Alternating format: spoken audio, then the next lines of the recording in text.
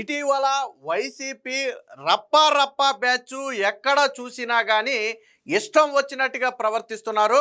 అటు తెలంగాణలో మొన్న జగన్మోహన్ రెడ్డి కోర్టుకు హాజరైనప్పుడు కావచ్చు, లేదు ఆంధ్రాలో జగన్మోహన్ రెడ్డికి సంబంధించిన కార్యక్రమాలు జరిగినప్పుడు కావచ్చు, లేదా జగన్మోహన్ రెడ్డి ఏదైనా కార్యక్రమానికి వచ్చినప్పుడు కావచ్చు, ఈ రప్పా బ్యాచ్ అనే రప్పా ఫ్లెక్సీలు ఏంటది రప్పా అంటే 2029లో 88 మ్యాజిక్ ఫిగర్ దాటిన వెంటనే గంగమ్మ జాతరలో పొట్టేలు తలలు నరికినట్టు నరుకుతారంట. ఎవరి తలలు నరుకుతారు అంటే కూటమి నేతల తలలు. వాళ్ళ ఉద్దేశం ఏంటంటే కూటమి నేతల తలలు గంగమ్మ జాతరలో పొట్టేలు తలలు నరికినట్టు నరుకుతారంట. అంటే మరి ప్రజాస్వామ్యంలో మనుషుల తలలు పొట్టేలు తలలు నరికినట్టు నరకడం సాధ్యమేనా? సాధ్యమేనంటే వైసీపీకి సాధ్యం కావచ్చు, ఎందుకంటే వాళ్ళలో ఉండేదే వాళ్ళు. సో దాని మీద కూటమి కూడా కన్నెర్ర చేసింది. అంటే ప్రభుత్వం చర్యలు తీసుకుంటే ఎలా ఉంటుంది అనేది చిన్న శాంపుల్ చూపించింది. దాంతో ఇప్పుడు రప్పా ఫ్లెక్సీ పట్టుకోవాలంటేనే చేతులు వణికే పరిస్థితి. మొన్న ఆల్రెడీ జగన్మోహన్ రెడ్డి పుట్టినరోజు సందర్భంగా కదిరి దగ్గర ఒక వ్యక్తి ఒక నిండు గర్భిణిని కాలుతో తన్నాడు. మనం దీని గురించి నేను వీడియో కూడా చేసాం. ఇంత అమానుషంగా ప్రవర్తిస్తారా, జగన్మోహన్ రెడ్డి పుట్టినరోజు వేడుకలు అయితే మనుషుల్ని చంపేస్తారని చెప్పి మనం ఒక వీడియో కూడా చేసాం. దీన్ని కూటమి ప్రభుత్వం చాలా సీరియస్గా తీసుకుంది. సోషల్ మీడియాలో కూడా ఆ కాలుతో ఎవరైతే తన్నాడో ఆడు కాలు తీసేయాలని చెప్పి సోషల్ మీడియాలో పోస్టులు పెట్టారు. అరెస్ట్ కాదు, వాళ్ళు అడిగింది ఏంటో తెలుసా? ఎవరైతే ఒక గర్భిణిని కాలు ఎత్తి తన్నాడో ఆ కాలు తీసేయాలి. తీసేస్తేనే కానీ ఆడికి బుద్ధి రాదు. అలాంటి వ్యక్తుల్ని సమాజంలో అసలు ఉంచటం కూడా కష్టం. ఈ వ్యక్తిని తీసుకెళ్ళి తెలంగాణలో సజ్జనార్ సార్కి ఇవ్వండి. సజ్జనార్ సార్ అంటే తెలుసు కదా ఏం జరుగుద్దో, తెలంగాణలో ఏం జరుగుతుందో తెలుసు కదా. సో సజ్జనార్ సార్కి ఇవ్వండి, ఇలాంటి వాళ్ళకి ఆయనే కరెక్ట్ అని చెప్పి, అంటే ఎంత తీవ్ర ఆవేదనతో ప్రజలు ఉన్నారనే దానికి ఉదాహరణ. పార్టీలతో సంబంధం లేదు, కులాలు మతాలతో సంబంధం లేదు. ఒక నిండు గర్భిణి అంటే అరే బస్సు ఎక్కితే, ఒక గర్భిణి బస్సు ఎక్కితే గొప్పకుని మనం లేచి సీట్ ఇస్తాం, ఎందుకని కూర్చోమ్మా అని సీట్ ఇస్తాం. అది మనం ఇచ్చే గౌరవం. అలాంటి గర్భిణిని కాలెత్తి తన్నాడు. కేవలం ఇంటి ముందు టపాసులు పేల్చొద్దన్నందుకు కాలెత్తి తన్నారు అంటే ఎంత దారుణమైన విషయం.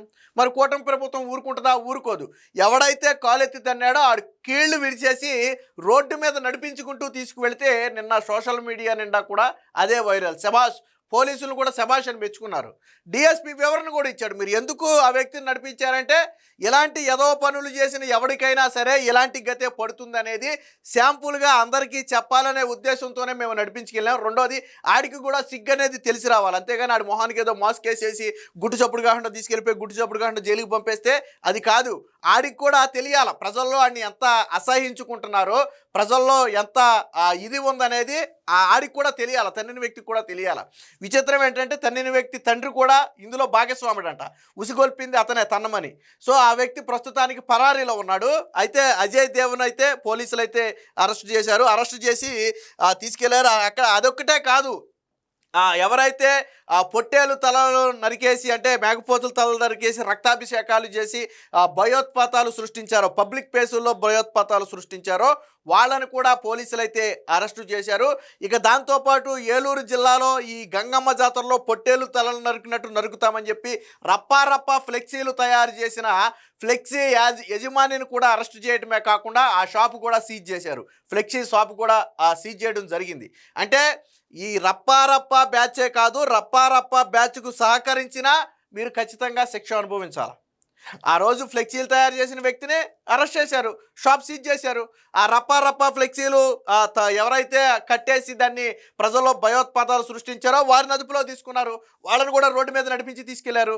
అంతేకాదు రౌడీ షీటర్లు ఎవరైతే అధిక వడ్డీలకు డబ్బులు వసూలు చేసుకుంటూ బెదిరింపులకు దీనికి పాల్పడి దాడులు చేస్తారో ఆ రౌడీ షీటర్లను కూడా నిన్న కొంతమందిని రోడ్డు మీద నడిపించి తీసుకెళ్లారు. అంటే కూటమి పాలనలో పోలీసు మార్కు ట్రీట్మెంట్ మొదలైంది. గతంలో చంద్రబాబు గారు ఒక మాట చెప్పారు, ఆడపిల్ల జోలికి వస్తే అదే ఆడి జీవితానికి ఆఖరి రోజు. ఎవరైనా సరే ఆడపిల్ల జోలికి వస్తే ఇక అదే ఆడి ఆఖరి రోజు అని గతంలో చంద్రబాబు గారు చెప్పారు. చెప్పిన మాట కట్టుబడి ఈరోజు నిండు గర్భిణిని ఎవరైతే కాలుతో తన్నారో ఆ వ్యక్తిని నడి రోడ్డు మీద నడిపించుకుంటూ తీసుకెళ్ళి అరెస్ట్ చేసి ప్రస్తుతానికి జైలుకి అయితే పంపారు. దాని వీడియో కూడా సోషల్ మీడియాలో వైరల్ ఉంది. ఒకసారి ఆ వీడియో కూడా ఒకసారి చూద్దాం. సో ఇదే ఆ వ్యక్తి చూడండి, కుంటుకుంటూ వెళ్తున్నాడు. చూడండి, ఏ కాలుతో అయితే తన్నాడో ఆ కాలుతో కుంటుకుంటూ వెళ్తున్నాడు. వాస్తవానికి కాలు తీసేయాలి, అందరూ కోరుకున్నది ఆ కాలు తీసేయమని. ఈడే నిన్న గర్భిణిని కనీసం అంటే వేషధారణ అది చూడండి. అంటే వైసీపీలో ఉన్న వాళ్ళు ఎంత దారుణంగా ఉంటారు అంటే, మనం రౌడీలు గుండాలు అంటున్నాం కానీ అంతకు మించి ఈ సైకో అనే పదం కరెక్ట్గా వీళ్ళకి సెట్ అవుద్ది. మనం రౌడీలు గుండాలంటే ఒక స్టేజ్ వరకే, కానీ వీళ్ళు అంతకు మించి ఒక గర్భిణీ మీద దాడి చేయడం అంటే ఎంత దౌర్భాగ్యమైనటువంటి పరిస్థితి. సో నిన్న పోలీసు ట్రీట్మెంట్ కరెక్ట్గా ఇచ్చారు. పోలీసు ట్రీట్మెంట్ తర్వాత ఇలా రప్పా చేయాలన్నా జగన్మోహన్ రెడ్డి రేపు వచ్చిన తర్వాత ఏదో చేసేస్తామని రెచ్చిపోయినా ట్రీట్మెంట్ ఎలా ఉంటుందంటే ఒకసారి కాల్ చూడండి. మీరు ఒకసారి కాల్ చూడండి, ఆ కాలు చూడండి ఒకసారి. చూశారు కదా, అది ఏ కాలుతో అయితే తన్నాడో ఆ కాలే ఇరగొట్టారు పోలీసులు, అందులో డౌటే లేదు. జరగాలి కూడా ఇలాంటివి. సో దీనికి సంబంధించిన వార్త ఇంకా మరి కొంతమందిని కూడా పోలీస్ నడిపించుకొని లేరు, అవి కూడా చూద్దాం ఒకసారి. నడి రోడ్డుపై నడిపిస్తూ స్టేషన్కు గర్భిణిపై దాడి చేసిన వైసీపీ కార్యకర్తకు పోలీసు ట్రీట్మెంటు. సత్యసాయి జిల్లా కదిరిలో నడి రోడ్డుపై ఊరేగింపు, రక్తాభిషేకం, రప్పా బ్యాచ్ అందరిపైన చర్యలు, సాధారణ ప్రజలపై దాడి చేసిన వారిపై కూడా కేసులు. తూర్పుగోదావరి జిల్లాలో ఫ్లెక్సీ షాపు సీజు, యజమాని అరెస్టు. ఏదైతే ఈ రప్పా ఫ్లెక్సీలు ముద్రించారో ఆ షాపు మీద కూడా అయితే చర్యలు తీసుకున్నారు. మాజీ సీఎం జగన్ జన్మదిన వేడుకల పేరిట అరాచకానికి పాల్పడ్డ వైసీపీ శ్రేణులపై పోలీసులు చర్యలు తీసుకున్నారు. సత్యసాయి జిల్లా ముత్యాలవారిపల్లి గ్రామంలో గర్భిణీపై దాడి చేసిన వైసీపీ కార్యకర్త అజయ్ దేవును పోలీసులు అరెస్టు చేసి కదిరి పట్టణ రోడ్డుపై నడిపించుకుంటూ తీసుకెళ్లారు. అనంతరం కోర్టులో హాజరుపరిచి రిమాండ్కు తరలించారు. సో దీనికి సంబంధించి మరికొన్ని వార్తలు కూడా వచ్చే చూద్దాం. సో అది ఒకటి. రెండోది, ఏదైతే నిన్న రప్పా పేరుతో మేకపోతులు నరికి రక్తాభిషేకం చేసి ప్రజల్లో భయాందోళనలు సృష్టించారో వాళ్ళను కూడా నిన్న అరెస్టు చేసి పోలీసులు నడిపించుకుంటూ వెళ్ళారు. అనంతపురం జిల్లా విడపనకల్లు మండలంలో రప్పా బ్యాచ్ను నడిపించుకుంటూ తీసుకువెళుతున్న పోలీసులు. సో ఇలా రోడ్డు మీద నడిపించుకుంటూ స్టేషన్కు తీసుకెళ్ళి ఒక సిగ్నల్ ఇచ్చారు. ఎవరైనా సరే అంటే నిబంధనలకు జగన్మోహన్ రెడ్డి ఫ్లెక్సీలు కట్టుకోవడం తప్పు కాదు. ఆయన జన్మదిన వేడుకంగా మీరు శుభాకాంక్షలు తెలుపుతూ ఫ్లెక్సీలు కట్టుకోండి, లేదా ఆయన రేపొద్దున కాబోయే సీఎం అని ఫ్లెక్సీలు కట్టుకోండి, అంతవరకు తప్పు కాదు. కానీ గంగమ్మ జాతరలో పొట్టేలు తలలు నరికినట్టు నరుకుతాం, అడ్డొచ్చిన వాడిని ఎగరేసి నరుకుతాం. వాళ్ళ ఫ్లెక్సీ మీద స్లోగన్స్ ఇవే, అడ్డొచ్చిన వాడిని ఎగరేసి నరుకుతుంటే కత్తికి ఊపు వస్తుంది, ఇలాంటి స్లోగన్స్తో ఫ్లెక్సీలు. అంటే ఎవరిని భయపెడుతున్నారు? మరి ఇప్పుడు కూటమి ప్రభుత్వం అధికారంలో ఉందని చెప్పి వీళ్ళని నరుక్కుంటా పోతే, అరెస్ట్ చేశారు కదా, అరెస్ట్ ప్లేస్లో నరుక్కుంటా పోతే ఒప్పుకుంటారా వాళ్ళు? ఎరా మీరు నరుకుతా అన్నారు కదా, ఇప్పుడు మిమ్మల్ని నరికేస్తామంటే వాళ్ళు ఒప్పుకుంటారా? సమాజం ఒప్పుకుంటుందా? ప్రజాస్వామ్యం యాక్సెప్ట్ చేద్దా? పొట్టేలు తలలు నరికినట్టు నరుకుతారంట. దాని ఫలితమే ఈరోజు ఇది. ఈ ఘటనను సీరియస్గా తీసుకున్న పోలీసులు అజయ్ దేవు అతని తండ్రి అంజనప్పపై హత్యాయత్నం కేసు నమోదు చేశారు. అజయ్ దేవును అదుపులోకి తీసుకోగా అంజనప్ప మాత్రం పరారీలో ఉన్నాడు. నేరాలకు పాల్పడే వారిపై కఠిన చర్యలు తప్పవనే సందేశం ఇచ్చేందుకే అజయ్ను రోడ్డుపై నడిపించామని కదిరి డీఎస్పీ శివనారాయణ స్వామి తెలిపారు. అలాగే అనంతపురం జిల్లా విడపనకల్లు మండలం కేంద్రంలో మూగజీవాలను బలి ఇచ్చి జగన్ ఫ్లెక్సీలకు రక్తాభిషేకం చేసిన వారిలో 5గురిని పోలీసులు అరెస్టు చేశారు. నిందితుల్లో బోయ రుద్ర, ఉప్పర రాజు, మళాపురం ఇంద్ర, గంగాధర, సంతోష్లను పట్టణంలోని ప్రధాన వీధుల్లో నడిపించుకుంటూ పోలీస్ స్టేషన్కు తీసుకెళ్లి జీబెక్కించారు. ఉరవకొండ కోర్టులో హాజరుపరిచారు. అలాగే ఫ్లెక్సీ యజమాని 2029 ఎన్నికల్లో మ్యాజిక్ ఫిగర్ 88 దాటగానే కూటమి నేతల తలలు గంగమ్మ జాతరలో మేకపోతును నరికినట్టు రప్పా నరుకుతామంటూ ఏలూరు జిల్లా ద్వారకా తిరుమల మండలం రామసింగవరంలో వైసీపీ నేతలు ఏర్పాటు చేసిన ఫ్లెక్సీ వివాదాస్పదమైంది. దీంతో పోలీసులు 6గురిని అరెస్టు చేశారు. ఫ్లెక్సీ ముద్రించిన రాయల్ ఫ్లెక్సీ షాప్ యజమానిని కూడా అదుపులోకి తీసుకుని షాప్ను అయితే సీజ్ చేశారు. ఈ నెల 21న ఏలూరు జిల్లా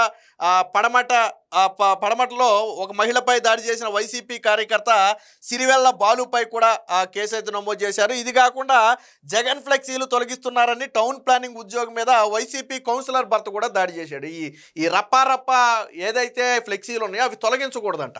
సో అవి తొలగిస్తున్నారనే కారణంతో ఏకంగా ఒక ప్రభుత్వ ఉద్యోగం మీద దాడి చేశారు. దాని మీద కూడా పోలీసులు అయితే కేసు నమోదు చేయడం జరిగింది. ఇదే కాదు, రౌడీలకు కూడా ఇదే తరహా ట్రీట్మెంట్ ఇస్తున్నారు ఏపీలో. అది కూడా ఒకసారి చూద్దాం. అధిక వడ్డీల కప్పులు చెల్లించుకుంటే దాడులు, గంజాయి అమ్మకం, సుపారీ తీసుకుని బెదిరింపులు.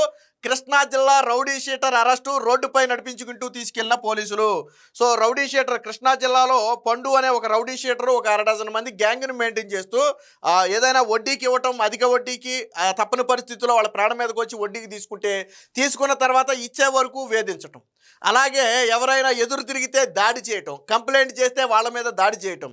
సో అలాగే గంజాయి ఇలాంటివి అమ్మి యువతను చేయటం, మత్తులో దింపటం. సో ఇలాంటి వ్యక్తి మీద ఇటీవల ఒక ఆటో ఒక వ్యక్తి అద్దెకి తీసుకున్నాడు. అద్దె చెల్లిస్తూ ఉన్న క్రమంలో అద్దె అమాంతంగా ఈ పండు అనే వ్యక్తి పెంచేస్తే ఆటో బాబు ఎంత అద్దె చెల్లించి నేను ఆటో తోలుకోలేనని ఆటో రిటర్న్ ఇచ్చేశాడు. రిటర్న్ ఇచ్చేశాక ఆ ఆటో నిమిత్తం ఒక 5,000 10,000 చెల్లించాల్సి ఉంటే దానికి ఆ వడ్డీ ఈ వడ్డీ ఈ వడ్డీ ఆ వడ్డీ అని 70,000 రూపాయల వరకు ఆల్రెడీ వసూలు చేశాక ఇంకా నా దగ్గర లేదు, నేను ఆటో ఇచ్చేసిన తర్వాత కూడా ఇంత నేను ఎక్కడ తీసుకురానని చెప్పి ఆ వ్యక్తి వారించినట్టుకు తన మనుషుల్ని పంపి ఇనపరాడ్లతో దాడి చేయించాడు. దాంతో కేసు నమోదు చేసిన పోలీసులు ఏం చేశారంటే వీళ్ళని గొప్పషిప్గా అరెస్ట్ చేసి తీసుకెళ్తే అది 10 మందికి కూడా తెలియట్లే అరెస్ట్ అయిన విషయం. అలా కాదు, ఎలాంటి వాడికైనా సరే ఇలాంటి ట్రీట్మెంటే ఉంటుందని తెలియాలి అంటే ఇలాగే చేయాలని చెప్పి ఆ పండుతో పాటు ఉన్నటువంటి బ్యాచ్ మొత్తాన్ని ఇలా నడి రోడ్డు మీద, ఇద్దరికైతే చెప్పులు కూడా లేవు, ఒకరికైతే చెప్పులు ఉన్నాయి కానీ ఇద్దరికి చెప్పులు కూడా లేవు, చెప్పులు కూడా లేకుండా నడి రోడ్డు మీద ఒక 2 మంది పోలీసులు నడిపించుకుంటూ సెంటర్ మొత్తం నడిపించుకుంటూ తీసుకెళ్తే అప్పుడు తెలుస్తుంది, ప్రజలు కూడా చూస్తారు, ఓహో పోలీసులు వీళ్ళకి మొగుళ్ళు, పోలీసులే వీళ్ళకి కరెక్టు, ఇలాంటి వాళ్ళకి అలాంటి ట్రీట్మెంటే జరగాలని ప్రజలకి అర్థమవుద్ది. రెండోది వీళ్ళకు కూడా ఆ పొగరు దిగి వస్తుంది అనమాట. ఎలాంటి వ్యక్తి అయినా పోలీసులు తలుచుకుంటే ఏం జరుగుద్ది అనేది తెలుస్తుంది. దానికి సంబంధించిన ఇది చూడొచ్చు. అధిక వడ్డీలకు అప్పులు ఇస్తాడు, చెల్లించిన వారిపై అనుచరులను ఉసుగొల్పుతాడు, యువతకు గంజాయి సరఫరా చేస్తాడు, సుపారీ తీసుకుని బెదిరింపులకు పాల్పడుతుంటాడు. ఇలా కృష్ణా జిల్లా పెనమలూరు పోలీస్ స్టేషన్ పరిధిలో ఒక గ్యాంగ్ను నిర్వహిస్తున్న rowdy shooter Kosuri Manikanta alias KTM పండుకి పోలీసులు కొత్త ట్రీట్మెంట్ ఇచ్చారు. పండుతో పాటు అతని అనుచరుని రోడ్డుపై నడిపించుకుంటూ శివకుమార్ అనే యువకుడికి పండు గతంలో ఆటో ఇచ్చాడు. ఎక్కువ వసూలు చేస్తుంటే శివకుమార్ ఆటో వెనక్కి ఇచ్చేస్తే 5,000 రూపాయలు ఉంటే దానికి ఆ వడ్డీ ఈ వడ్డీ వేసి 70,000 వసూలు చేశాడు. ఈ నెల 21న పండు తన అనుచరులు తీసుకుని వెళ్ళి శివకుమార్ ఇంటి మీద దాడి చేయడమే కాకుండా ఇనుప రాడ్లతో కొడితే దాని మీద కేసు నమోదైంది. సో అంటే దాడి చేస్తే కూటమి పాలనలో ఎవరైనా సరే మా ఇష్టం వచ్చినట్టు ప్రవర్తిస్తామంటే ట్రీట్మెంట్ ఎలా ఉంటుంది అంటే ఇదిగో ఇలా ఉంటుంది పోలీసుల ట్రీట్మెంట్. అందులో సందేహమే లే. గతంలో నిన్నగా మన పవన్ కళ్యాణ్ కూడా చెప్పారు, మీరు ఒక గీత దాటారంటే మీ చేతుల్లో రేఖలు మారుస్తామని చెప్పారు. యోగి ట్రీట్మెంట్ అమలు చేసే పరిస్థితి తీసుకురావద్దని చెప్పారు. ఖచ్చితంగా కూటమి ప్రభుత్వం రాష్ట్రంలో శాంతి భద్రతలకు ప్రాధాన్యత ఇస్తుంది. ఎట్టి పరిస్థితుల్లో వాటికి విఘాతం కలిగించే ఎంతటి వ్యక్తినైనా సరే కీళ్లు విరిచేయటం తప్పని పరిస్థితి. దానికి ఉదాహరణే ఇటు రౌడీ షీటర్లు కావచ్చు, అటు రప్పా బ్యాచ్ కావచ్చు, లేదా నిన్న గర్భిణిని తన్నిన ఆ వ్యక్తిని అరెస్ట్ చేసి రోడ్డు మీద నడిపించుకెళ్ళడం కావచ్చు.